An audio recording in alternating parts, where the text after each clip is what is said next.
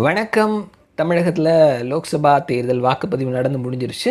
ரிசல்ட்டுக்காக வெயிட்டிங்கில் இருக்கிறாங்க. ரிசல்ட்டுக்காக நம்ம வெயிட்டிங்கில் இருந்தாலுமே பெரும்பான்மையாக எல்லாரும் சொல்கிறது என்ன அப்படின்னா திமுக அலையன்ஸ் 30 தொகுதிகள் வரைக்கும் ஜெயிப்பாங்க அப்படின்ற மாதிரி சொல்லப்படுது. மீதி இருக்கக்கூடிய 10 தொகுதியில் யாருக்கு எவ்வளோ சீட், யாருக்கு எவ்வளோ ஓட்டு அப்படின்றதான் பெரும் கொஷின் மார்க்காக இருக்குது. எவ்வளோ பர்சன்டேஜ் யாருக்கு கிடைக்கும், எவ்வளோ சீட் யாருக்கு கிடைக்கும் அப்படின்றதுல தான் செகண்ட் யார், தேர்ட் யார் அப்படின்றதுல ஒரு பெரும் போட்டி நடந்துட்டு இருக்குது. இந்த நேரத்தில் திமுகவினர் பெரும்பான்மையாக நிறைய எம்பிஸ் வந்தாங்க அப்படின்னா, ஸோ அங்கே ஒரு திமுக சார்பில் லோக்சபாவில் ஒரு பெரும்பான்மையாக இருப்பார்கள் அவர்கள் அப்படின்னு சொல்லி எதிர்பார்க்கப்படுது. இந்த நேரத்தில் நாடாளுமன்ற குழுவினுடைய திமுக தலைவராக டிஆர் பாலு தான் நீண்ட காலமாக செயல்பட்டு இருக்கிறாரு.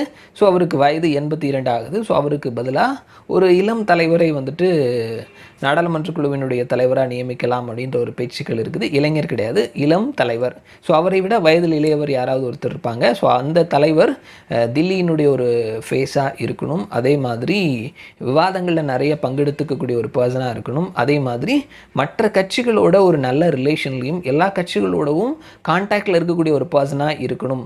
அப்படிப்பட்ட ஒரு பர்சன் தான் இந்த முறை திமுகவினுடைய நாடாளுமன்ற குழு தலைவராக இருப்பார்கள். முக்கியமாக அவர் அமைச்சர் உதயநிதியினுடைய நெருங்கிய பர்சனாக அவருடைய ஆதரவு பெற்றவராக இருப்பார் அப்படின்ற ஒரு பேச்சுகளும் இருக்குது. ஸோ இந்த எல்லா தகுதியும் பெற்றிருக்கக்கூடிய ஒரு பர்சன் அப்படின்றது ராசா.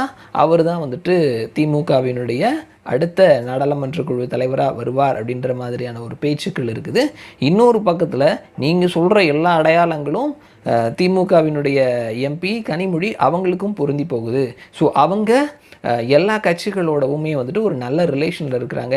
அதுபோக திமுக முன்னாள் தலைவரினுடைய பொண்ணு அப்படின்ற ஒரு எக்ஸ்ட்ரா ஒரு கிரெடிட்டும், முதல்வரினுடைய சகோதரி அப்படின்ற ஒரு கிரெடிட்டும் இருக்கிறதுனால ஸோ அவர்கள் கட்சியினுடைய அடையாளமாகவே பார்க்கப்படுறாங்க. எப்படி பல ரீஜனல் பார்ட்டிஸினுடைய உறவுகள் எம்பிஸாக இருக்கிறாங்க, அவர்கள் எல்லாருமே ஒரு நல்ல ரிலேஷனில் இருக்கிறாங்களோ, ஸோ அதே மாதிரியான ஒரு நல்ல ஒரு ரிலேஷனை மெயின்டைன் பண்ணுறதுலையும் கனிமொழி அவர்கள் ஒரு முக்கியமான பங்கு வகிக்கிறாங்க. எக்ஸ்ட்ரா மைலேஜாக அவர்கள் அந்த முதல் குடும்பத்தினுடைய முகம் அப்படின்றதும் இருக்கிறதுனால ஸோ அவர்கள் இந்த முறை திமுகவினுடைய நாடாளுமன்ற குழு தலைவராக தேர்ந்தெடுக்கப்படுறதுக்கான வாய்ப்புகள் இருக்குது அப்படின்ற ஒரு பேச்சும் இருக்குது. ஸோ பார்க்கலாம், வெயிட் பண்ணி.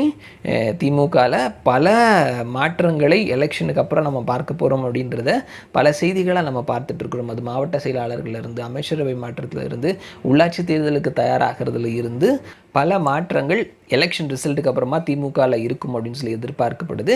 ஸோ அதனுடைய ப்ளஸ் ஒன்னாக தில்லியினுடைய நாடாளுமன்ற குழுவினுடைய தலைவரும் இந்த முறை மாற்றப்படுறதுக்கான வாய்ப்புகள் இருக்குதுன்றதையும் பார்க்க முடியுது. பார்க்கலாம் என்ன நடக்குதுன்னு சொல்லிட்டு மறுபடியும் நான் உங்களை இன்னொரு வீடியோவில் சந்திக்கிறேன். அது வரைக்கும் நன்றி.